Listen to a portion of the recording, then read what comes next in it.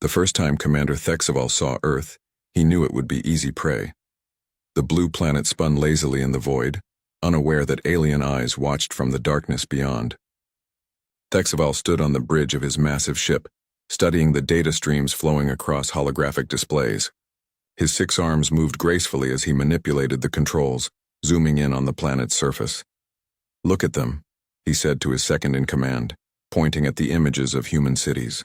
"They still use metal vehicles that roll on circular discs. Their flying machines need wings like insects, primitive creatures." The year was 1989 on the human calendar. The Velkari had just discovered this small world through their long-range scouts. What they found amazed them. A species that had barely learned to split atoms, still fighting wars with chemical explosives and metal projectiles. Thexaval had conquered 17 worlds in his lifetime. Each victory came after careful study and planning. But Earth would be his greatest prize. A whole planet of primitive beings rich in resources and perfect for Velkari expansion. "Begin the deep scan," he ordered. "I want to know everything about these humans." For the next 100 years, the Velkari watched and learned. They intercepted human radio signals, television broadcasts, and early internet communications. They studied human wars, from ancient battles with swords and shields to the great conflicts of the 20th century. The aliens watched footage of human soldiers charging across battlefields, their simple weapons flashing in the smoke. "See how they fight," Thexaval told his war council decades later. "No coordination beyond basic radio signals. No energy shields. No plasma weapons. They throw metal bits at each other and call it warfare." The Velkari military machine began its slow, methodical preparation. Engineers designed new ships specifically for fighting humans. They studied every human weapon system: bullets, missiles, bombs, even nuclear devices. Each Velkari vessel would carry shields calibrated to stop human projectiles. Their armor could withstand temperatures far beyond what human explosives could generate. Military strategists created detailed invasion plans. They studied human cities, learning the layout of major population centers. They identified key targets: military bases, government buildings, communication centers. The aliens knew where every important human lived and worked. Training began across the Velkari Empire. Soldiers practiced fighting in Earth-like environments. They built mock-human cities and ran assault drills.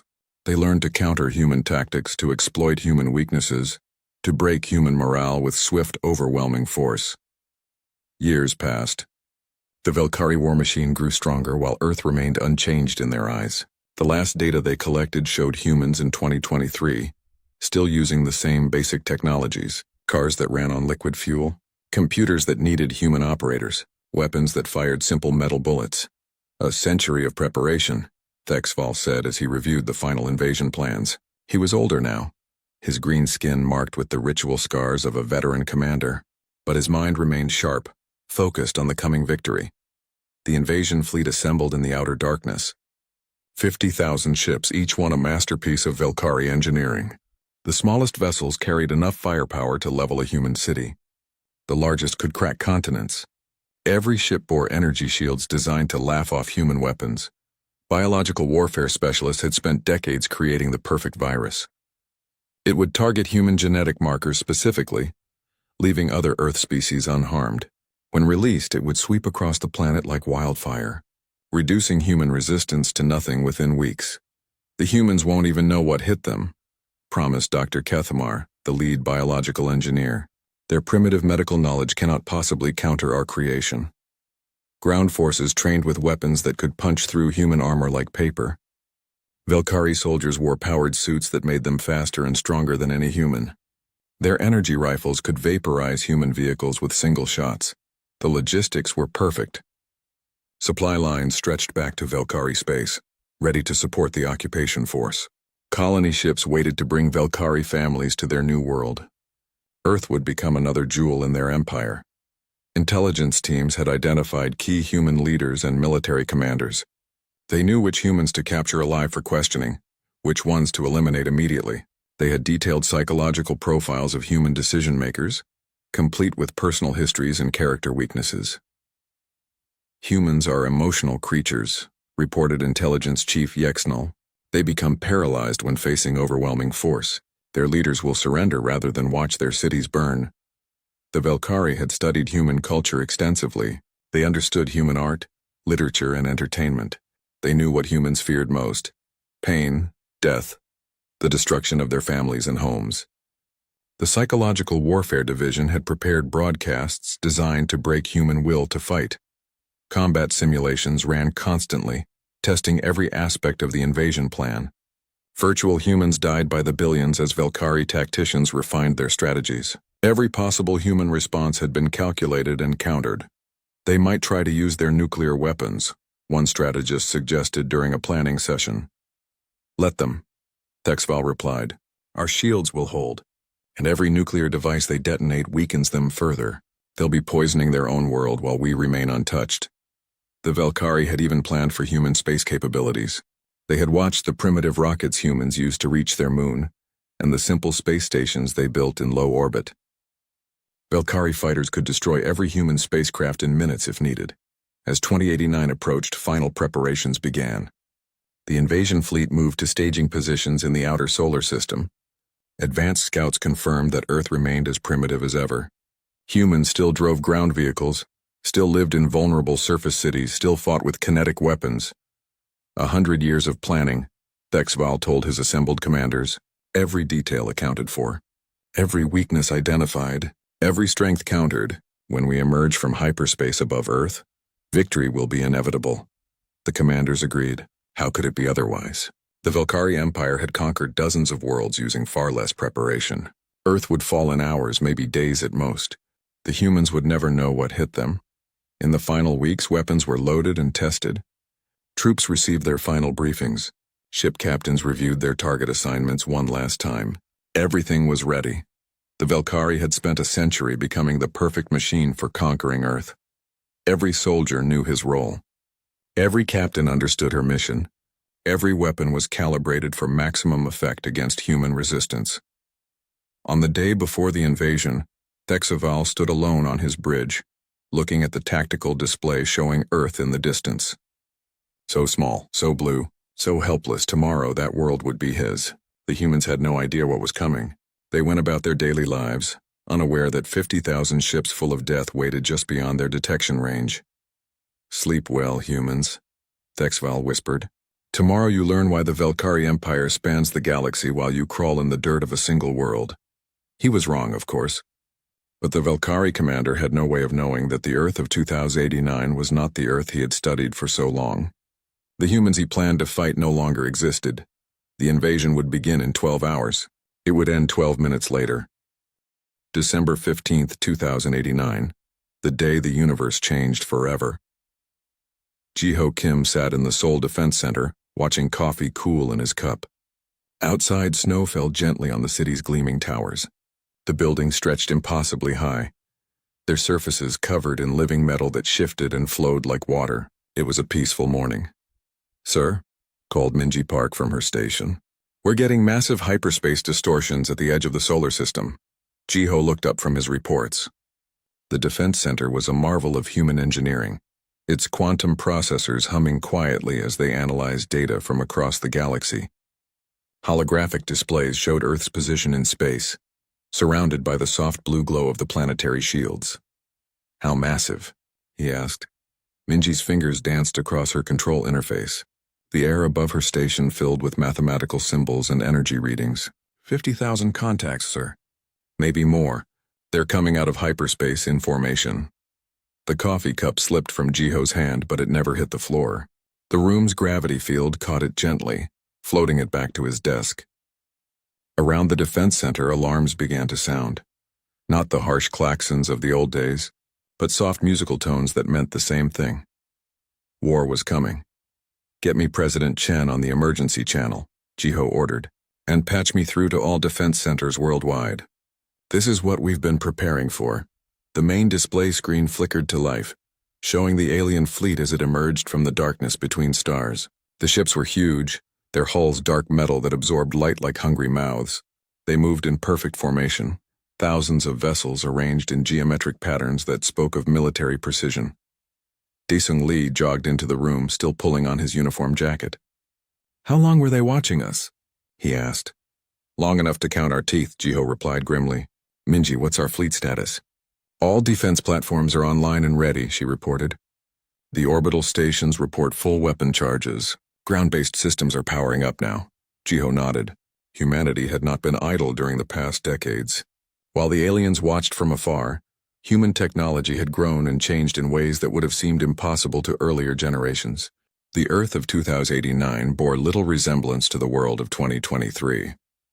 The first alien message came an hour after their arrival. It was broadcast on all frequencies in perfect human languages. The translator programs the aliens used were flawless, carrying the full weight of threat and authority they intended. "Primitive humans of Earth," the voice said. It was deep and commanding, with the confidence of absolute power. "I am Commander Thexval of the Velkari Empire.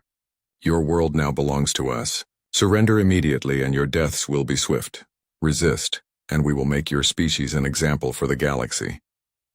In the Seoul Defense Center, Jiho listened to the message with growing amazement. Did these aliens really think humanity was still primitive? Had they been watching from so far away that they missed everything that changed? "Open a response channel," he ordered. The alien commander's image appeared on the main screen. Thexval looked exactly like the monsters from old human movies, tall, green-skinned, with multiple arms and cold black eyes. He wore elaborate armor covered in alien symbols and stood on what was clearly a warship's bridge. "Commander Thexval," Jiho said calmly, "this is Defense Coordinator Kim of the Earth Defense Network. We've been monitoring your fleet since you entered our solar system 3 days ago." The alien's face showed surprise for just a moment. "Impossible. Your primitive sensors cannot detect our stealth technology." Jiho almost smiled. "Your stealth technology is quite good, but we've had time to develop countermeasures. Please state your intentions clearly." "I have already stated them. Surrender or die." "I see." Jiho looked at Daesung, who shrugged. "Some things never changed." "Then I'm afraid I must inform you that Earth refuses your generous offer. Please leave our solar system immediately." Thexval's laughter filled the defense center. "Foolish humans. Do you not understand what you face? 50,000 ships, each one capable of destroying your largest cities. Weapons beyond your comprehension. Soldiers who could defeat your entire military." "I understand perfectly," Jiho replied. "The question is whether you do." "Last warning, Commander. Leave now." The alien's image flickered off. Around the defense center, status boards began showing weapon systems coming online, not just on Earth but on the Moon, on Mars, on the orbital stations that ringed the inner solar system like a necklace of death. "Incoming," Minji called out. "The alien fleet is moving toward Earth. Estimated arrival in 30 minutes. Jiho stood up, straightening his uniform. Outside, the city continued its daily routine. People walked the streets, unaware that 50,000 alien warships were racing toward their world. They trusted their government to protect them. Jiho intended to keep that trust. "Send the evacuation order to all surface cities," he commanded. "Standard protocol, underground shelters only. Estimated duration 1 hour. "Sir?" Daesung asked. "Shouldn't we tell them it might last longer?" "It won't," Jiho said with quiet confidence.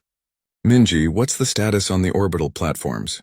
"All weapons charged and ready. The new quantum railguns are showing green across the board. Antimatter torpedoes are loaded and targeted." The quantum railguns were humanity's first surprise for their alien visitors. The weapons could accelerate projectiles to significant fractions of light speed, giving them enough kinetic energy to crack planets.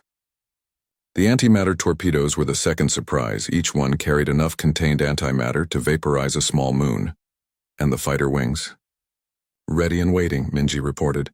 "All pilots are in position. The quantum fighters are showing perfect system integration." The quantum fighters were humanity's third surprise. Controlled by neural link, they could move in ways that would kill any organic pilot. They were faster than anything else in known space, and their weapons could rewrite matter at the molecular level. "Ground forces. All enhanced troops are in position," Daesung replied. "The new armor systems are online. Molecular disruptors are charged and ready." The enhanced troops were humanity's fourth surprise. Decades of genetic therapy and cybernetic integration had created soldiers who were faster, stronger, and smarter than any baseline human. Their weapons could literally erase matter from existence. "Sir," Minji called out, her voice tight with excitement. "The alien fleet is dropping out of hyperspace at the edge of our defensive perimeter." On the main screen, 50,000 alien ships appeared like angry wasps around a hive. They moved with practiced precision, falling into attack formations that spoke of centuries of military experience. "They're good," Daesung admitted. "Look at that formation discipline. These aren't raiders or pirates. This is a real military force." "Yes," Jiho agreed, "but they're fighting the wrong war." The aliens had studied human warfare extensively. They knew every tactic humans had ever used, every weapon humans had ever built. They were prepared to face the military forces of 2023, but the year was 2089. "Incoming transmission," Minji announced. Thexval appeared again on the screen. Behind him, the bridge of his flagship buzzed with activity as alien officers prepared for battle. "Final warning, humans," the commander said. "Surrender now or watch your world burn." Jiho looked around the defense center.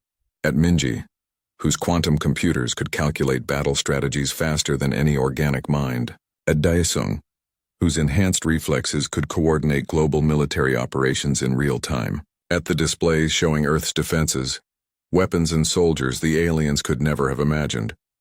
"Commander Thexval," he said quietly, "you've made one critical error in your planning." "And what is that?" "You spent 100 years preparing to fight the humans of 2023. But today, you face the humans of 2089. Jiho cut the transmission and turned to his staff. "All units," he said into the global command network, "execute Operation Welcome Home. Show our visitors what humanity has become." The war that would last 12 minutes was about to begin. The first minute changed everything. Commander Thexval watched his forward scouts approach Earth's outer defenses. The primitive planet looked defenseless from space. Blue oceans, white clouds, and the scattered lights of human cities. Just as his intelligence reports had predicted, energy signatures detected, called his sensor officer. Small defensive platforms in high orbit. Thexval nodded. The humans had built some kind of space stations over the decades, probably armed with their kinetic weapons and primitive missiles. His shields could handle anything so crude. "Begin the assault," he ordered. The first wave of Velkari ships moved forward, their dark hulls gleaming with energy fields. Each vessel carried enough firepower to level continents. Against human resistance, they would be unstoppable. Then the orbital platforms opened fire. The first quantum railgun blast hit the lead Velkari destroyer at 90% of light speed. The alien vessel, designed to withstand any conceivable human weapon, simply vanished. One moment it was there, the next it was expanding plasma and scattered atoms. "What?" Thexval began, then stopped as 12 more ships disappeared in flashes of impossible light. The quantum railguns had been humanity's secret project for 30 years. They used controlled micro-black holes to accelerate tungsten rods to speeds that turned matter into energy on contact. No shield technology in known space could stop them. "Evasive maneuvers," Thexval shouted. "All ships, evasive maneuvers." But the human weapons tracked their targets with perfect precision. Quantum computers calculated firing solutions faster than organic minds could process. Within the first minute, 300 Velkari ships became expanding clouds of superheated gas. The second minute brought antimatter torpedoes. The human weapons looked like simple metal cylinders, no bigger than a person. They moved slowly compared to the railgun projectiles, almost lazily drifting through space toward their targets. Velkari point defense systems opened fire, filling space with energy beams designed to destroy incoming missiles. The antimatter torpedoes flew straight through the defensive fire without taking damage. Their hulls were made of exotic matter that existed in 11 dimensions simultaneously. 3-dimensional energy weapons couldn't touch them. The first torpedo reached a Velkari battle cruiser. On contact, it released the energy equivalent of a small star into normal space. The alien ship and everything within 1,000 kilometers simply stopped existing. By the end of the second minute, the Velkari had lost 800 ships to weapons they couldn't understand or counter. "How is this possible?" Thexval demanded. His bridge crew scrambled at their stations, trying to make sense of sensor readings that violated everything they knew about physics. "Unknown.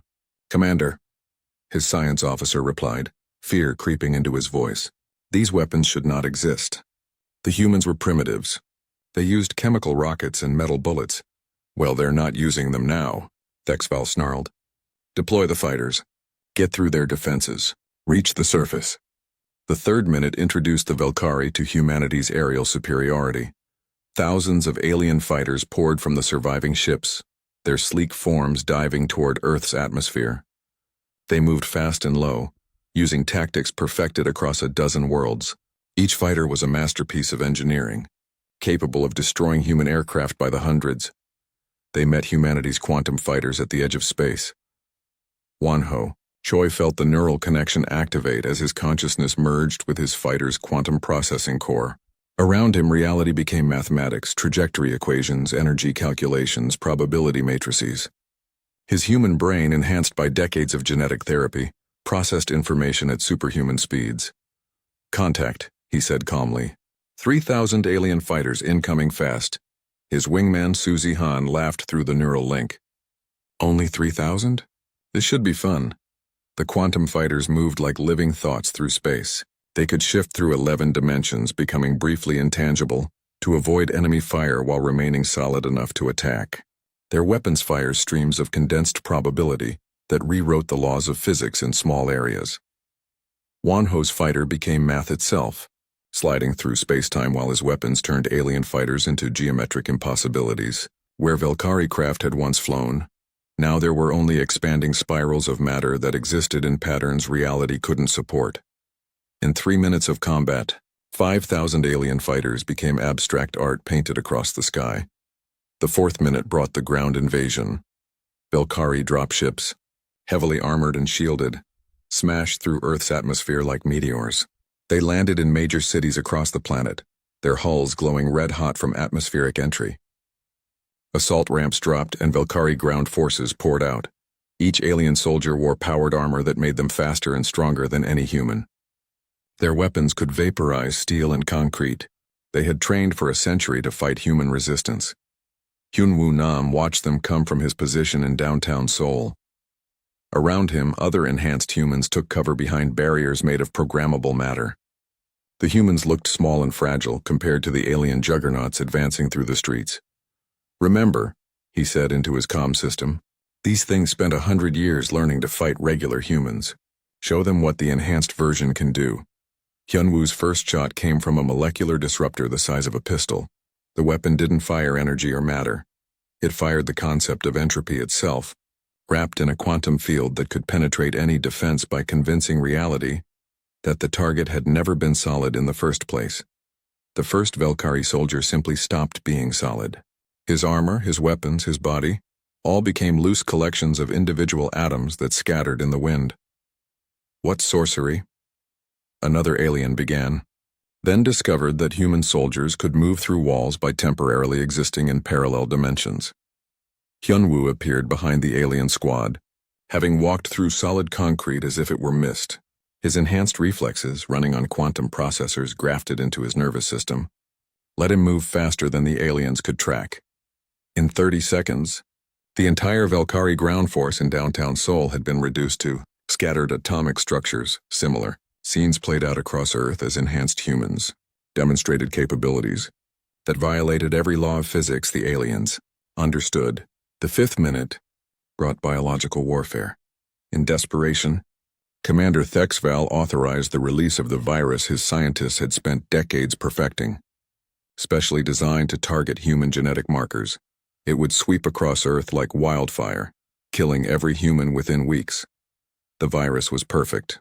It was unstoppable. It was precisely calibrated to exploit human biological weaknesses. It was also 66 years out of date. The humans of 2089 barely qualified as the same species as their ancestors. Genetic therapy, cybernetic integration, and controlled evolution had transformed them into something new. Their immune systems operated on quantum principles, capable of rewriting their own genetic code in real time to counter threats. When the Valkyrie virus encountered its first human victim, the result was not infection. Instead, the human immune system analyzed the virus, understood its function, and began broadcasting countermeasures through quantum-entangled white blood cells to every enhanced human on Earth. Within minutes, humanity had developed immunity to a weapon that was supposed to be their extinction. By the 6th minute, the Valkyrie invasion force was down to less than 10,000 ships. Thexval stood on his bridge, watching displays that showed impossible human capabilities. His century of planning, his perfect intelligence, his overwhelming superiority, all useless against an enemy that had changed beyond recognition. "Sir," his communication officer called out, "we're receiving a transmission from the planet." Ji-ho Kim appeared on the main screen, still sitting calmly in the Seoul Defense Center. Behind him, displays showed Valkyrie forces being systematically destroyed across the globe. "Commander Thexval," he said politely, "you have approximately 6 minutes before our coordinated counterattack eliminates your remaining forces. This is your final opportunity to surrender." "Surrender?" Thexval laughed bitterly. "I am Valkyrie. I do not surrender to primitives." "We're not primitives anymore," Ji-ho replied. "That's what you never understood. You spent a century studying the humans of the past, but evolution never stops, Commander. We kept changing while you kept planning. The 7th minute brought humanity's final demonstration of power. Minji Park's quantum computers had been calculating the optimal response throughout the battle. Every human weapon system, from orbital platforms to handheld devices, received targeting coordinates and firing solutions simultaneously. "All units," Ji-ho announced, "synchronized fire in 3, 2, 1 be execute." Every human weapon fired at exactly the same moment. Quantum railguns, antimatter torpedoes, molecular disruptors, probability cannons, entropy fields, and weapons that had no names in any language, all unleashed. Together in perfect coordination, the remaining Valkyrie fleet existed for 3.7 seconds after the order was given, then they didn't. In the silence that followed, Thexval found himself alone on the bridge of his command ship. Everything else, his fleet, his soldiers, his century of preparation, was gone, reduced to expanding gases and quantum uncertainty. His ship's emergency systems had somehow protected him, but barely. Hull breaches vented atmosphere while fires. The silence was the worst part. Ji-ho Kim stood at the observation deck of the Seoul Defense Center, looking out at a city that had just survived an alien invasion. The snow still fell softly on the gleaming towers. People walked the streets below, many of them unaware that anything had happened at all. The whole battle had lasted only 12 minutes, barely enough time for most citizens to reach the underground. "Shelters. Casualty report," he said quietly, into his comm unit. Minji Park's voice came through the speaker, still carrying traces of disbelief. 847 injured, sir. Most from falling debris when the alien ships broke apart in orbit. 23 dead. 17 from a transport crash during the evacuation. 6 from a dropship that fell on an apartment building in Mumbai. Ji-ho closed his eyes. 23 people.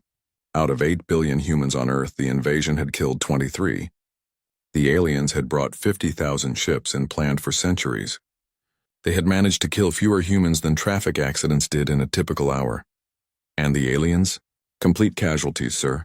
We've identified maybe a dozen survivors total across the entire invasion force. Search and rescue teams are still looking, but Minji's voice trailed off. Ji-ho understood. 50,000 ships, millions of alien soldiers, all gone in 12 minutes of combat that had been less fair than a professional boxer fighting children. "Sir," Dae-sung Lee called from his station, "we've got survivors in Sector 7. A crashed command ship with life signs. Deploy a rescue team," Ji-ho ordered. "Full medical support. These beings came here to kill us, but we're better than that." The rescue operation took longer than the entire invasion. Human emergency teams cut through twisted alien metal with quantum torches, following faint life signals deeper into the wreckage. They found survivors in a heavily shielded data chamber, 3 Valkyrie technicians who had been protected when their ship's main systems failed. The youngest survivor was called Zivkin, barely an adult by alien standards. He had served as a junior data analyst, cataloging human weaknesses that were supposed to make the invasion easy. Now he sat in a human medical facility, his green skin pale with shock, trying to explain what had gone wrong. "We watched you for 100 years, he said in heavily accented but understandable English. The translation programs worked both ways. Every war you fought, every weapon you used. We knew everything about humans." Dr. Minacio checked his medical readings while he spoke. The aliens' biology was surprisingly similar to human norms. 2 hearts, complex nervous system, carbon-based chemistry. Different details, same basic design. "What did you know about us?" she asked gently. Zivkin laughed bitterly. "Metal bullets. Chemical explosives. Nuclear weapons that poisoned your own world. Vehicles that rolled on wheels or flew with wings. Computers that needed human operators. Communications limited to light speed. And when did you stop watching? Jiho asked from across the room. 2023, Zivkin replied. Our long-range sensors could gather detailed information from that distance, but the data took years to reach us. When Commander Thexval ordered the invasion, our newest intelligence was 66 years old. Jiho exchanged glances with Daesung. 66 years. In that time, humanity had developed quantum computing, neural interfaces, molecular engineering, dimensional manipulation, and weapons that could rewrite the laws of physics in localized areas. Why didn't you update your information?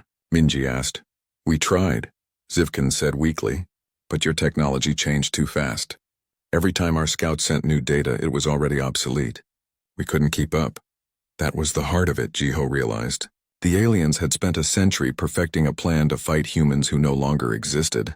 They had been so focused on their meticulous preparation that they never considered the possibility of their enemies evolving beyond recognition. Tell me about your weapons, Daesung said. The ones you brought to Earth. Zivkin described energy shields designed to stop kinetic projectiles, armor calibrated against chemical explosives, biological weapons targeted at baseline human genetics, and plasma rifles that could vaporize steel and concrete. Impressive, Daesung admitted. If you had invaded in 2023, you would have won easily. But we didn't, Zivkin whispered. We invaded a world that had become something else entirely. The alien data cores told the full story. The Velkari had indeed been thorough in their preparation. Their intelligence was comprehensive, their planning meticulous, their equipment perfectly designed for the task at hand. Everything they had built was exactly right for fighting the humans they had studied. The problem was that those humans no longer existed. Look at this, Minji said, displaying captured Velkari technology on the main screen. Their energy shields are actually quite advanced. The frequency modulation is elegant. The power systems are remarkably efficient. Better than our old technology? Jiho asked. Much better. If they had come 60 years ago, our weapons couldn't have touched them. But now. She gestured at the debris field still orbiting. Earth. Now we use weapons that don't care about energy shields because they operate in different dimensions. The analysis continued for days. Human scientists studied every piece of alien technology they could recover, marveling at the sophistication and ingenuity. The Velkari had created engineering masterpieces. They just hadn't created them for the right war. It's like bringing a perfect sword to fight someone with a nuclear weapon, Dr. Yoon Seokjin observed as he examined alien armor samples. The sword is beautiful, deadly, expertly crafted, but it's still a sword. The psychological impact began spreading across the galaxy within hours. The Velkari Empire had been a major power, respected and feared by dozens of species. Their invasion fleet had represented the best of their military might. Now it was space debris, defeated by a species most aliens considered primitive. Sir, the communications officer called from his station. We're receiving transmissions from multiple star systems. It looks like. Diplomatic requests? Jiho frowned. Diplomatic requests? 12 different species have sent messages asking to establish formal contact with Earth. 3 are offering military alliances. 2 are requesting non-aggression pacts, and the officer paused. 1 is asking us to please not expand into their territory. The messages painted a clear picture. Word of humanity's victory had spread faster than the laws of physics should allow. Quantum communication networks carried the news across the galaxy in real time. Earth had destroyed the Velkari invasion force in 12 minutes with minimal casualties. The aliens watching from other worlds began reassessing everything they thought they knew about humans. Sir, Minji reported, I'm detecting massive fleet movements throughout the local region. It looks like 7 different species are mobilizing their military forces. Against us? Daesung asked, reaching for the alert controls. I don't think so. The movement patterns suggest defensive positioning. They're building barriers between their worlds and Earth. Jiho stared at the tactical displays showing alien civilizations hurriedly fortifying their borders against a human expansion that wasn't coming. The galaxy had suddenly realized that Earth was not a primitive backwater, but a sleeping giant that could destroy any army sent against it. And humanity had done it all by accident. The weapons, the enhanced soldiers, the quantum technology, none of it had been designed specifically for war. It was simply the natural result of human innovation and curiosity, applied to problems as they arose. What scares them the most? Jiho asked Zivkin during one of their interviews. The alien survivor thought carefully before answering. The speed of change. In the time it took us to travel from our staging area to Earth, just a few days, your defensive capabilities evolved. Our sensors detected new weapon systems coming online during the battle. You were adapting in real time, that was true. Human quantum systems had indeed evolved during the fighting, learning from each exchange and improving their responses. What the aliens faced in the final minutes was more advanced than what they had encountered initially. We've been watching other species for thousands of years, Zivkin continued. They change slowly, predictably. New weapons might appear every few centuries. New tactics take generations to develop. But humans, he shook his head. You change so fast that long-term planning becomes impossible. And that frightens them? Terrifies them. How do you prepare for war against an enemy who might become something completely different between the time you make plans and the time you attack? Jiho understood now why the galaxy was suddenly treating Earth with such careful respect. It wasn't just about human military power, though that was certainly impressive. It was about human unpredictability, the frightening possibility that any conflict with Earth might be fought against weapons and tactics that didn't exist when the war began. The final report made sobering reading. Earth had faced an invasion by a technologically advanced civilization that had spent a century preparing for war. The battle had lasted 12 minutes. Human casualties 23 dead, 847 injured. Alien casualties, total extinction of invasion force. What do we do now? Taesung asked as they reviewed the final numbers. Jiho looked out at the stars, knowing that somewhere among them, alien civilizations were fortified. 1 week after the invasion, the galaxy held its breath. Jiho Kim walked through the construction site that had once been downtown Seoul's Central Park. All around him, teams of human workers and advanced fabrication systems built something that had never existed before. Earth's first interstellar vessel, constructed entirely from salvaged alien technology and human innovation. The ship rose from the ground like a metallic flower blooming in fast forward. Human engineers had studied the wreckage of Valkyrie vessels, learned their secrets and improved upon them in ways the original designers never imagined. What should have taken years of development was happening in days. Status report, Jiho said to Subin-Yoon, the young engineer overseeing the quantum drive installation. 97% complete. Sir, Subin replied, her hands dancing over holographic control interfaces. The drive core is stabilized and ready for initial testing. We've integrated Valkyrie hyperspace technology with our own dimensional manipulation systems. The result is, she paused, searching for words, it's like comparing a race car to a rocket ship. Through quantum communication networks that operated faster than light, news of Earth's victory had spread to every inhabited world within 1,000 light years. The responses varied wildly, but they all shared one common element: fear. Sir? Minji Park's voice came through the communication system. We're receiving another diplomatic message. This one's from the Centauri Federation, Jiho sighed. It was the 14th such message this morning. Ever since word of the Valkyrie defeat had spread, alien civilizations had been sending increasingly frantic communications to Earth. Some offered alliance. Others begged for non-aggression treaties. A few demanded that humanity remain confined to their home system. What do the Centaurians want? He asked. They're offering us 3 star systems completely uninhabited if we promise not to expand toward their territory. Daesung Lee laughed from his position near the ship's weapons array. They're trying to bribe us with empty space? It's not empty, Minji corrected. The systems contain significant mineral resources. The offer is actually quite generous by galactic standards. That was the strangest part of the new reality. Alien civilizations that had ignored Earth for centuries were now offering valuable concessions to a species they still thought of as primitive. The disconnect between their perceptions and reality was creating diplomatic chaos across the galaxy.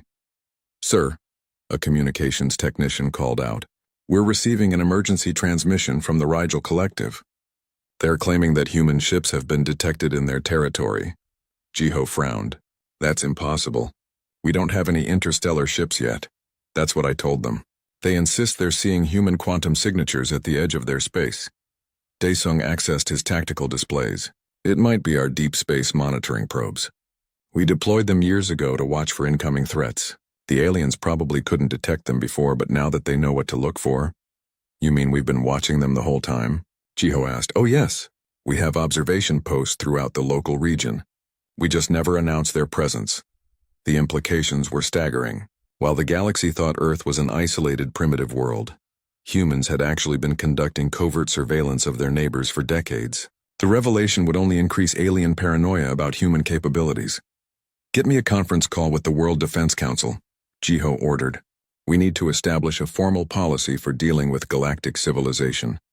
The conference took place in virtual reality, with leaders from every nation appearing as holographic representations in a shared digital space. President Martinez of the Americas, Chancellor Zhang of the Asian Federation, Director Okafor of the African Union, and dozens of others materialized around a circular table that existed only in quantum cyberspace. The situation is unprecedented, President Martinez began. We have dozens of alien species offering us territory, resources, and technology in exchange for promises that we won't expand aggressively. And 3 species have sent ultimatums, Chancellor Zhang added grimly. The Vegan Empire, the Core Worlds Alliance, and something called the Stellar Dominion are all demanding that we submit to galactic authority and accept restricted status. Director Okafor leaned forward in her chair. What does restricted status mean? Essentially, it means giving up our sovereignty and accepting alien oversight of our technology and expansion, Daisung explained. They want to ensure we don't become a threat to galactic stability. The room fell silent as the leaders absorbed this information. Earth had gone from unknown backwater to potential galactic superpower in the span of 12 minutes. The adjustment period was proving difficult for everyone involved. What are our options? Asked Prime Minister Nakamura of Japan. We can accept restricted status and become a supervised species, Jiho replied. We can negotiate for partial independence under alien oversight, or we can reject all external authority and proceed as an independent civilization. What happens if we choose independence? President Martinez asked. Minji's holographic form flickered as she accessed real-time intelligence data. Based on current fleet movements and diplomatic communications, approximately 30% of regional alien powers would accept our independence. 40% would attempt to contain us through economic and political pressure. The remaining 30% would likely consider preemptive military action. They would attack us? Chancellor Zhang asked. Not immediately, Daesung said, but several species are already discussing the possibility of forming a coalition to deal with the human problem, before we become too powerful to stop. Director Okafor smiled grimly. Too late for that, isn't it? The truth was that Earth's defensive capabilities had grown exponentially since the Velkari invasion. Human engineers, working with captured alien technology, had developed new weapons and defenses that made the systems used against the Velkari look primitive by comparison. The galaxy was discussing ways to stop humanity, while humanity was busy becoming unstoppable. There's another consideration, Jiho said. Our technology is still advancing rapidly. Every day we don't fight a war, we become exponentially harder to defeat. That was the key insight that alien strategists were beginning to understand. Humanity's greatest weapon wasn't any particular technology. It was the speed of human innovation. While other species developed new capabilities over centuries, humans could revolutionize their entire civilization in decades. The meeting continued for hours as Earth's leaders debated their response to galactic civilization. Some favored diplomatic engagement and gradual integration. Others pushed for aggressive expansion to secure resources and territory before alien coalitions could organize. A few suggested isolation, letting the galaxy worry about Earth while humans continued their rapid technological advancement. In the end, they chose a fourth option. We'll build the ships, Jiho announced. Not for conquest, but for exploration and contact. We'll meet our neighbors as equals and see who's interested in peaceful coexistence. Construction of the interstellar fleet began immediately. The first ship, designated Soul's Pride, was completed 6 days after the decision was made. It incorporated the best of human and Velkari technology, enhanced with innovations that neither species had achieved independently. Sub and Yoon stood at the ship's quantum drive controls as final systems came online. Around her, the engineering crew made last-minute adjustments to systems that would have been impossible to build just days earlier. Drive core stable, she reported, hyperspace generators showing green across all boards. Navigation computers are synchronized with the Galactic Positioning Network. Jiho took his place at the observation deck as Earth's first interstellar vessel prepared for its maiden voyage. Below them, the planet that had survived invasion and emerged as a galactic power continued its daily routine. Most humans still had no idea how much their world had changed. "Sir," the communications officer called out, "we're receiving messages from 17 different star systems. Word is spreading that we're launching an interstellar ship." "What kind of messages?" Daesung asked. "Mixed, sir. Some are congratulatory. Others are concerned. The Vegan Empire is demanding we cancel the launch and submit to inspection by galactic authorities." "And our response?" Jiho looked out at the stars, knowing that somewhere among them, alien civilizations were preparing for various possibilities. Some would welcome humanity as new partners in galactic civilization. Others would view human expansion as an existential threat requiring immediate action. "Our response is simple," he said. "We're going to say hello." The quantum drive activated with a sound like reality being gently torn and rewoven. Space-time folded around the ship as it transitioned from normal space to hyperspace, carrying Earth's message to the galaxy. The ship's destination was a neutral space station in the Arcturus system, where representatives from dozens of species conducted interstellar commerce and diplomacy. It was the perfect place for humanity's formal introduction to galactic civilization. As the Soul's Pride disappeared into hyperspace, carrying Earth's first interstellar diplomatic mission, Jiho remained on the observation deck. The stars looked different now, not distant points of light but neighboring worlds that would soon learn what